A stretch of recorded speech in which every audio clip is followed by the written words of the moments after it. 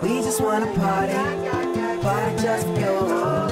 We just want the money, money just for you. I know you wanna party, party just for me. Girl, you got. Tiene algo muy intenso en la mirada. We just wanna party, party just for you.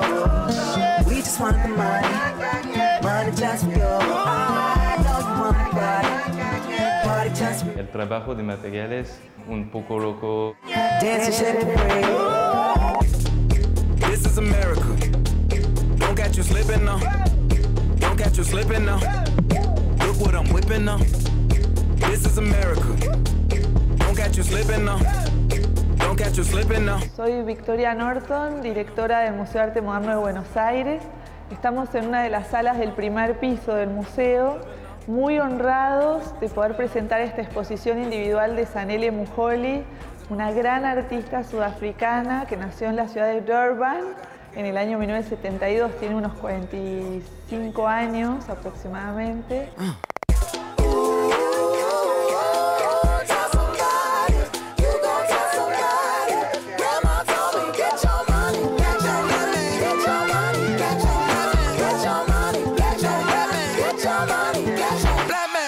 Es una obra, un proyecto dedicado a una serie de autorretratos. Tenemos en exhibición unos 20 autorretratos de Zanele Muholi que cuentan su propia historia, una historia de posicionamiento político, de activismo sobre su propio género, de reclamos sobre los derechos humanos, un manifiesto sobre las posibilidades del arte y sobre las posibilidades que tiene el arte para decir verdades muy profundas que tienen que ver con la historia de todos los seres humanos en esta civilización occidental.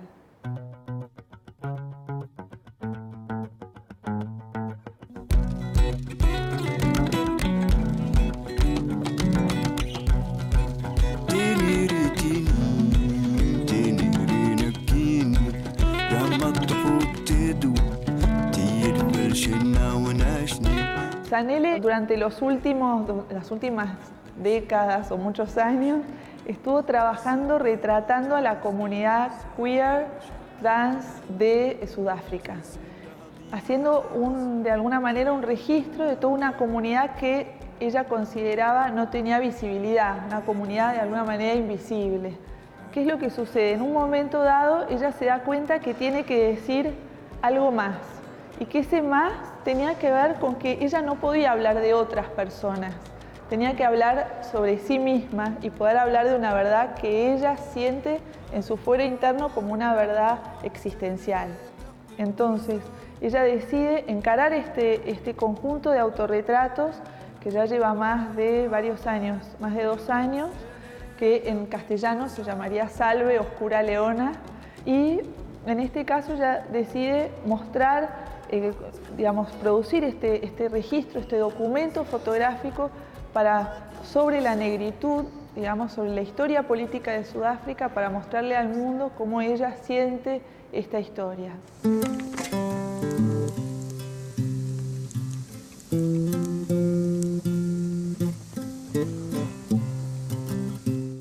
Estos palos que ella tiene aquí en la cabeza podrían referir a los instrumentos que usaba el régimen del apartheid en Sudáfrica, donde se colocaba uno de estos elementos en la cabeza de las distintas personas que debían clasificarse según su raza, y de acuerdo a si el palo caía en el piso o no se caía, esa persona era clasificada como de una raza o de otra raza, o de las varias categorías raciales, un régimen intolerable que digamos que obviamente Zanele sufrió en carne propia en su historia familiar.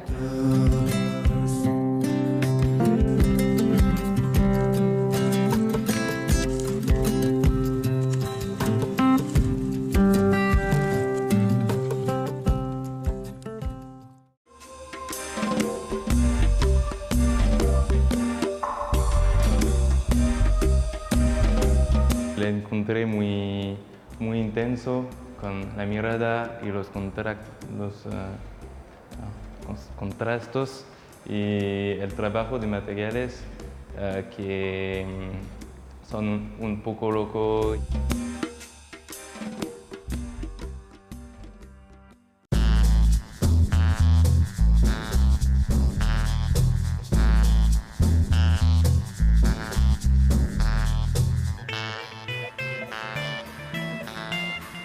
Esta fotografía de Zanelle es un autorretrato también. En este caso ella construyó un tocado con esponjas como de virulanas para lavar platos o ollas, haciendo referencia a la experiencia de su madre, que había sido empleada doméstica, se llamaba Bester.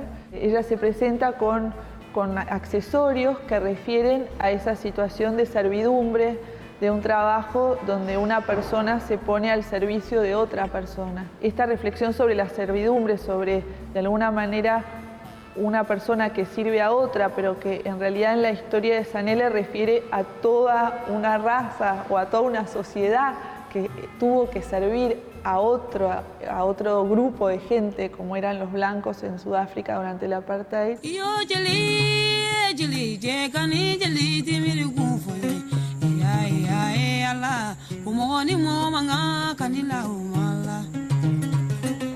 Me encanta esta foto porque tiene algo muy intenso en la mirada. Parece como un payaso triste y por eso me encanta esta intensidad. También en las líneas tiene algo muy gráfico. Pienso que es lo que me encanta en esta foto.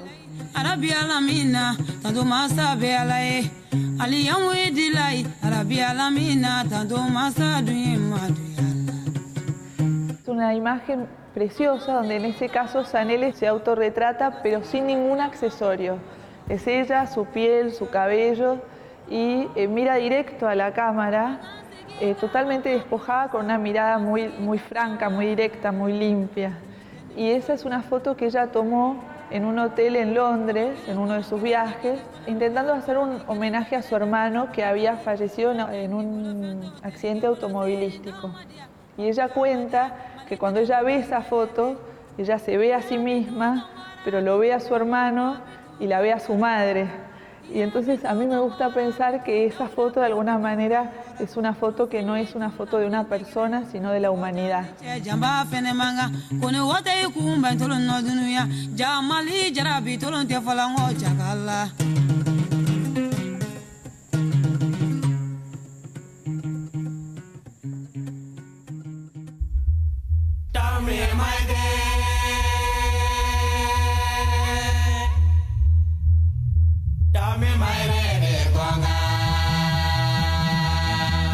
Bueno, esta fotografía se llama Dalisu y refiere a un estado de Zanelle.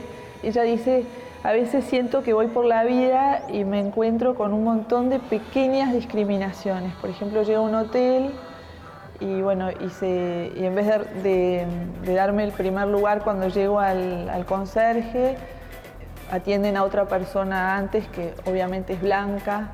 Pequeñas cositas de todos los días, como envuelto en una especie de maraña, de porquería donde uno ya no sabe cómo mirar franco a la sociedad o al otro porque uno está como envuelto por esta cantidad de pequeñeces de discriminaciones que a uno como que lo van desazonando todos los días, ¿no? Y vas perdiendo el corazón.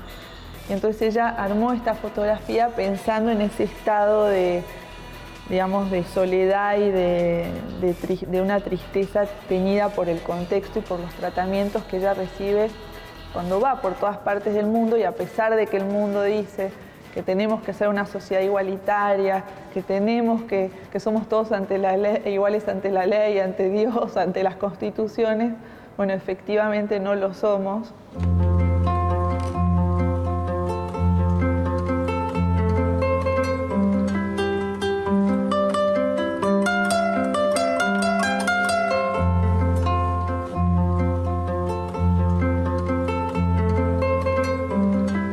Tuve la suerte de conocer bastante de su comunidad artística en el año 2010 cuando fui a Sudáfrica a realizar investigaciones para curar una exposición en Francia.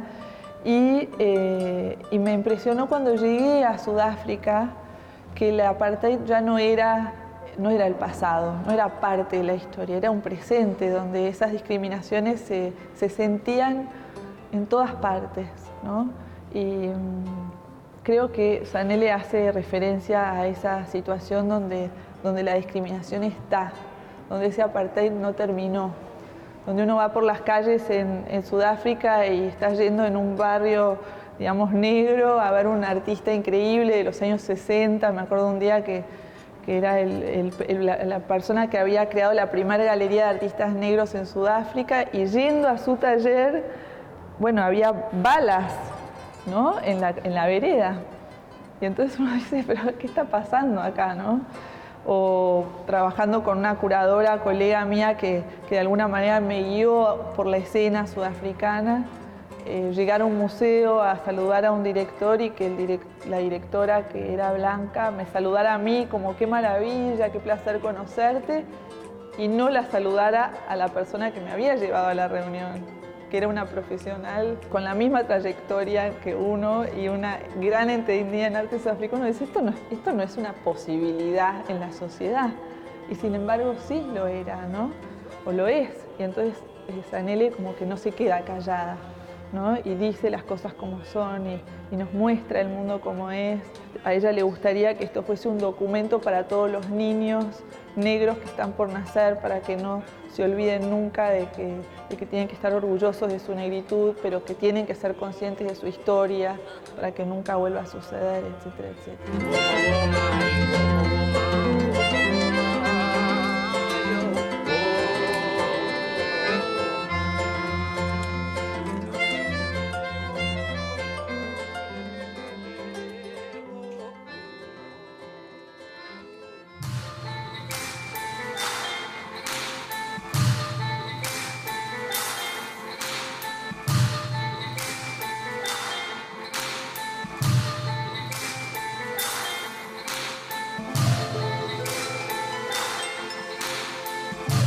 Un privilegio poder presentar la obra de Mujoli con su voz, con su mirada, una manifestación artística tan potente con la cual ella puede dialogar de una manera muy fuerte en este momento de museo, este momento dedicado a la fotografía, y donde su voz y su posición en el mundo como activista, como persona dedicada a señalar la importancia de los derechos humanos y de la igualdad de todas las personas, pueda ser escuchado como corresponde, ojalá, y esperemos que emocione a tantas personas como a nosotros mismos, que cada vez que llegamos a la sala nos acordamos de sus verdades y bueno, uno se llena de escalofríos.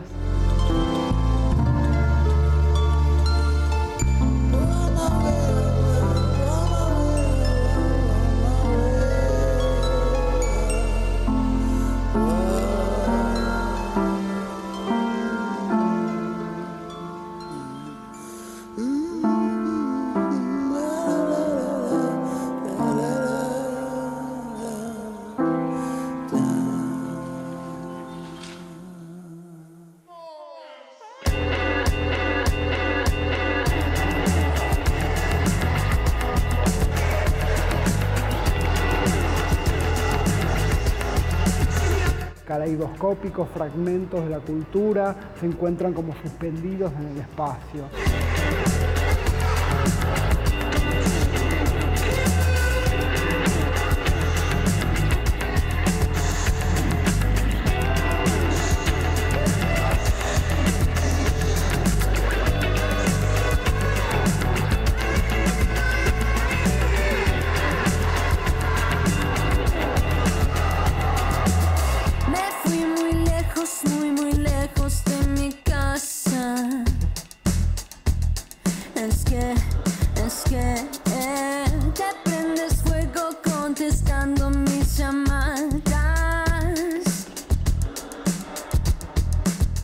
Estamos en la muestra Volver al Futuro en el Museo de Arte Contemporáneo de Buenos Aires. Esta es una exhibición que se ocurre este año y que de algún modo intenta repensar las relaciones entre los proyectos modernistas latinoamericanos y el arte contemporáneo.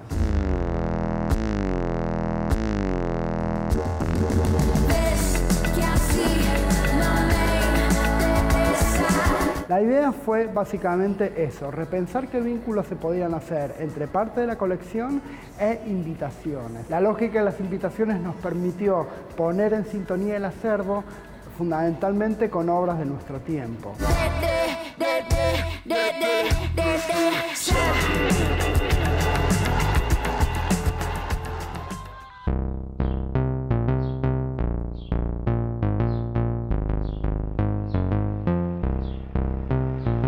Por ejemplo, esta obra de Martina Quesada, que está atrás mío, ella piensa mucho en los materiales y piensa mucho también en la herencia del concretismo.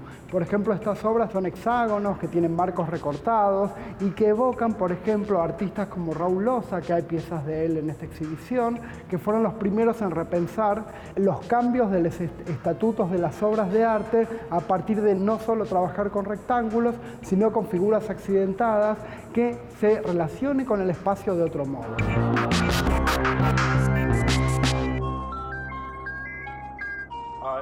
kommen und hier Eis.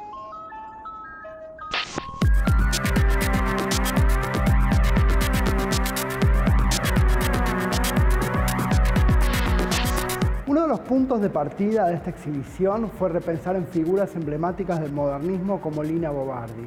Lina Bobardi fue una arquitecta brasileña de origen italiano que en los años 40 se muda a San Pablo y entre una de sus obras más emblemáticas está el MASPI, el Museo de Arte de San Pablo. El Museo de Arte de San Pablo tiene una muy curiosa expografía. Los cuadros están suspendidos en la sala, con un dispositivo de planchas de vidrio y cubos de cemento.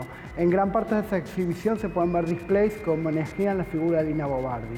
Bobardi pensó el museo como una escuela. Ella hablaba de Museo Scola, un museo donde poder ver los reversos de las obras, entender las materialidades de los objetos, el tipo de circulación por las que fueron cruzadas y las tecnologías, en fin, entenderlas precisamente como objetos y no solo como imágenes.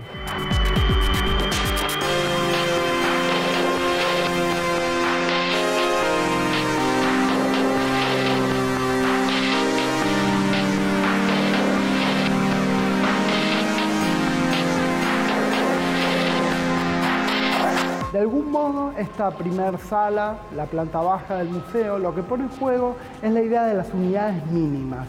El modernismo pensó que era necesario refundar la visualidad, encontrar lenguajes autónomos que le permitiesen pensar los problemas visuales separándolo del problema de la figuración o del espacio representado. Así como la lingüística pensó la lengua en fonemas, en fragmentos y unidades discretas con los que constituir las frases, el modernismo en las artes visuales pensó el punto, y a eso se refiere, por ejemplo, en este caso a la obra de Benjamin Coelho, o el gradiente, o el marco, como elementos que fueran autónomos y que les iban a permitir refundar la modernidad.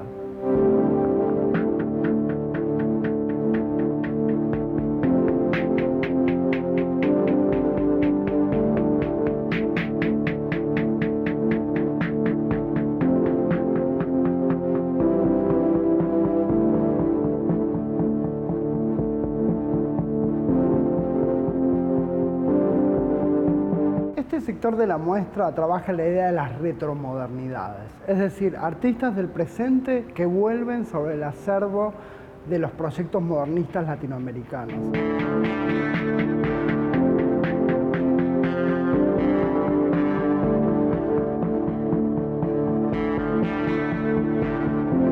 Después de la Segunda Guerra Mundial, especialmente, muchas figuras muy importantes de la arquitectura, del diseño y del arte migran a un territorio inexplorado, al subcontinente latinoamericano, y encuentran un espacio de acción de una escala inusitada.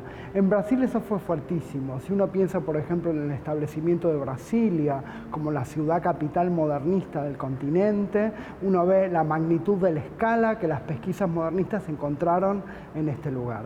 En Argentina, los artistas también evocan y piensan en el modernismo. Por ejemplo, las obras de Amadeo Azar, que están atrás mío, trabajan sobre Ennio Yomi, que es un artista concretista argentino fundamental desde los años 40, o en Raúl Loza, que es otro artista también muy paradigmático sobre el pensamiento, digamos, del plano, la línea y la readecuación de las relaciones entre la obra y el espacio.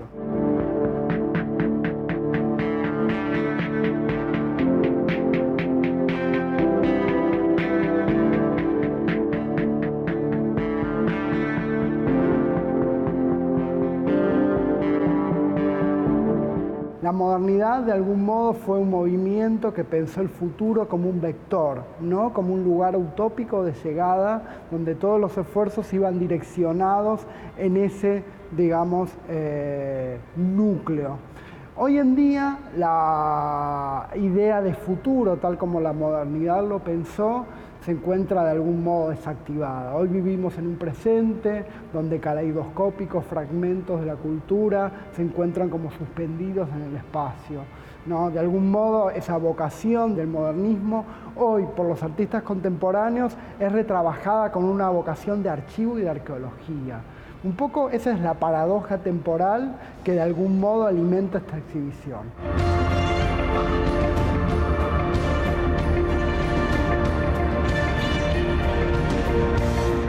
En Argentina fue bastante central, ¿no? Es decir, ya desde los años 20, si uno piensa, por ejemplo, los procesos de modernización de Petoruti, y también en los años 30 y en los años 40, hasta el movimiento Concreto Invención, Madí, etcétera, etcétera, hay múltiples, digamos, líneas de trabajo. Tal vez en Argentina la herencia de la pintura fue una de las cosas centrales. En Brasil la arquitectura fue uno de los elementos en realidad más emblemáticos y el urbanismo. Si bien el concretismo brasileño y luego el neoconcretismo han marcado la cultura, digamos, brasileña de un modo muy intenso, tal vez el urbanismo y la arquitectura hayan modelado los entornos cotidianos de un modo más intenso. Pero esas líneas se encuentran también en México, se encuentran en Colombia, se encuentran en Perú, con distintos grados y momentos de expansión.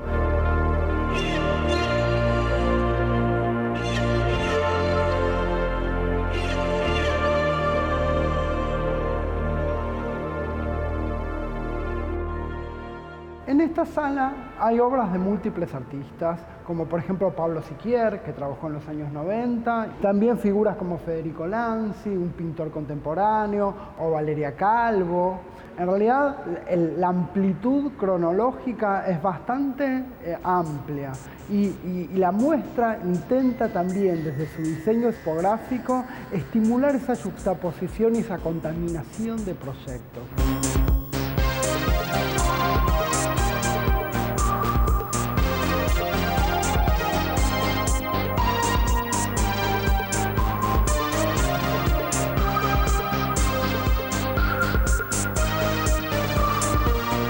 Esta sala se llama La imagen como emblema. Reúne muy diversos artistas, desde el chileno Iván Navarro hasta el grupo cubano Los Carpinteros, pasando por Guillermo Cuitca o Mariela Scafati. Pero uno de los centros de esta sala es pensar cómo la imagen conjuró una idea de comunidad y de institución. No, de algún modo, en el ADN del modernismo está la reunión entre arte y vida y cómo las imágenes podían convocar otros modos de vivir. Por ejemplo, en esta sala uno puede encontrar toda la imagen gráfica institucional del Instituto Di Tella, que se fundó en el 58, tanto desde sus programas de artes visuales, de artes escénicas o de música, o de sus institutos de sociología. El Di Tella sustentó una nueva idea de institución vinculada con el desarrollo y el experimentalismo en el arte latinoamericano.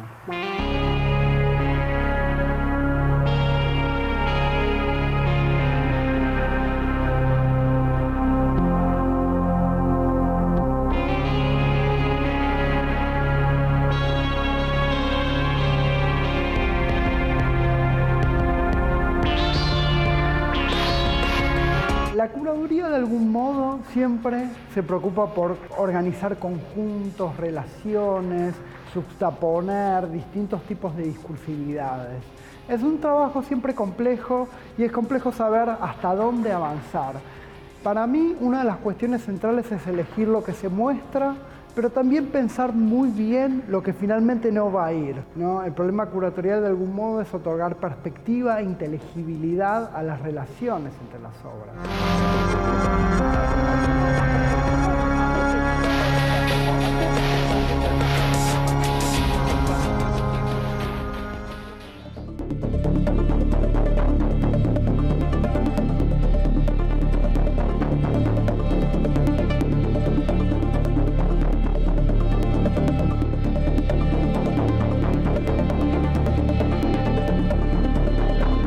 La exhibición Volver al Futuro de algún modo a mí me permitió adentrarme en un tema que hace tiempo me preocupaba, que es la relación entre el modernismo y Latinoamérica, y especialmente entre las relaciones entre el tiempo, el archivo y la memoria. De algún modo esta es una muestra que finalmente trata sobre eso, sobre los repliegues, sobre los regresos, sobre las vueltas y sobre una dimensión compleja del tiempo.